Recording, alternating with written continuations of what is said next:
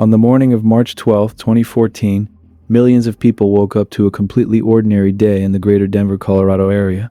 Commuters poured onto Interstate 25 and surrounding highways, locking into the familiar sluggish rhythm of morning rush hour traffic. Nobody sitting behind the steering wheel, listening to the radio and watching the lanes ahead, could have possibly imagined that within minutes, the entire metropolitan grid would be plunged into a real-life catastrophe. In just a moment, a routine car theft exploded into a full-scale, multi-jurisdictional nightmare. For the next 90 minutes, a desperate suspect would carve a terrifying 75-mile path of destruction straight through the heart of rush hour, treating crowded public highways like a chaotic video game level. Broadcast live to millions via news helicopters hovering overhead, the spectacle riveted a global audience as law enforcement scrambled to contain a moving, ticking time bomb before it resulted in unimaginable tragedy. Chapter 1. The Spark.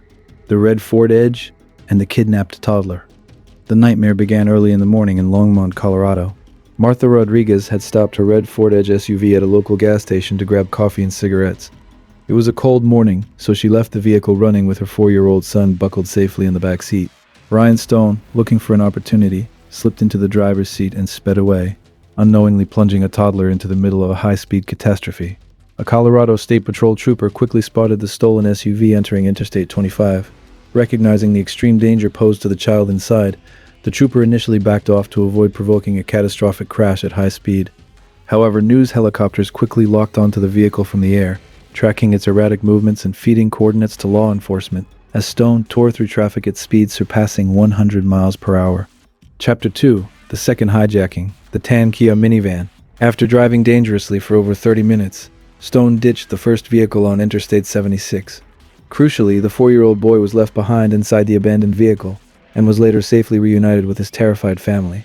As captured from the sky by news helicopters, Stone brought the red SUV to a halt, leaped out into active traffic, and targeted a civilian vehicle, a tan Kia minivan. The vehicle was occupied by a woman driving and a teenager.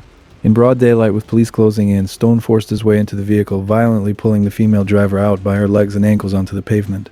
The teenager managed to escape as Stone slammed the accelerator, hijacking the minivan and creating an entirely new tactical nightmare for law enforcement. The heavier minivan allowed him to continue aggressively ramming through traffic, further escalating the high-speed chaos. Chapter 3. The Assault on Trooper Bellamann Hee. As the multi-jurisdictional chase pushed southward onto toll roads like E-470, Colorado State Trooper Bellamann Hee attempted to deploy stop sticks to deflate the fugitive's tires. Stone deliberately drove his vehicle directly toward the officer. Trooper Hee was struck by the speeding car, suffering horrific injuries, including a leg shattered in over 20 places and a heavily fractured heel. Miraculously, quick-thinking medical personnel saved his leg, but the violent impact formed the basis for severe felony charges, including attempted manslaughter. Chapter 4. The Final Hijacking. The Silver Ford Escape. As traffic bottlenecked near the final stages of the chase, Stone intentionally slammed his vehicle directly into a silver Ford Escape to force it to a stop. He then leaped out, walked up to the driver's side door, wrenched it open, and physically pushed the female driver out onto the pavement. The driver bravely attempted to stop him from taking the car, but Stone sped away and left her behind. Chapter 5. The Crash and Foot Pursuit. The rampage finally ground to a halt when Stone heavily damaged his final stolen vehicle. Trapped by an overwhelming police response, he bailed out and attempted to run on foot. Officers swarmed the area, quickly overtaking him and bringing the 90-minute terror to a definitive end. Miraculously, despite the reckless speeds through dense rush hour traffic, no bystanders or motorists were killed. Throughout the entire 75-mile route, Stone hijacked a total of 3 vehicles and struck or sideswiped roughly 10 other cars, intentionally ramming motorists to clear a path. Chapter 6. The Trial, Jailhouse Tapes, and Sentence. During the trial, Stone's defense team pushed for a judgment of acquittal on multiple counts, arguing the evidence failed to meet the threshold of guilt. Stone in his defense heavily leaned on a narrative of severe addiction, claiming he had virtually no memory of the event, outside of what he later watched on the news. Friends and family testified that he was inherently compassionate and deeply remorseful. They were hoping for leniency. I want everybody to know that no matter what the circumstances, we live in light and love, and we all deserve forgiveness, and I hope that everybody can take something from that. What does that mean? It means that we're all human, we all make mistakes, and we all deserve to be forgiven. Yeah, that's a big mistake. We've all made mistakes. Let the person who is without sin cast the first stone. I pray you leave me time to start a family of my own with my beautiful wife. But the defense strategy collapsed entirely when prosecutors played secret jailhouse recordings of Stone talking to relatives. On the tape, Stone laughed about the chase, bragged about the worldwide attention, and callously mocked Trooper Hee, complaining that the officer wasn't fast enough to get out of the way. Hey, did you know I made the news in the UK and Australia? What? Yeah, my lawyer told me I made the news in the UK and Australia. If you type in Grand Theft Auto on YouTube, my shit comes up first. You're ridiculous. How do you even manage? How do you manage that? I made the news in the UK and Australia. I know it's nothing to laugh about, but I mean, like, it's like, who else do you know that's made the news in Australia, bro? Leslie, my lawyer, says that she says that I was hearing about it on when it was all taking place on KS 1075, and she goes, you know, if you Google or if you YouTube, Oh, yeah. Grand That's Theft all over Auto, the place. That's what everybody says Grand Theft Auto. so I told him, hey, so if I Google, like, I told him, well, if it makes 1 million hits, you get paid by YouTube. So, Channel 7 News, I believe, is going to be the one that gets paid for that. Well, I'm going to contact Channel 7 News or have you contact Channel 7 News or somebody, a lawyer. Tell them, hey, look, I want to get paid. You guys aren't getting paid using my name and my video footage as my evidence, and I'm not getting paid. I'm getting paid. You know, what's crazy is, like, when did they decide that it was worth chasing me? Where did the logic come in chasing me? Past a certain point. You know what I mean? Like, you are endangering how many lives just in you guys chasing me. You know what I mean? Like, where's the logic? Why it even had to come to this? Whatever. Everybody knows where I'm from now, though. I know. Hey, everybody's like, hey, fool, I'm not gonna say this publicly or anything, but you can fucking drive. Even the cops in here are like, I said the same thing.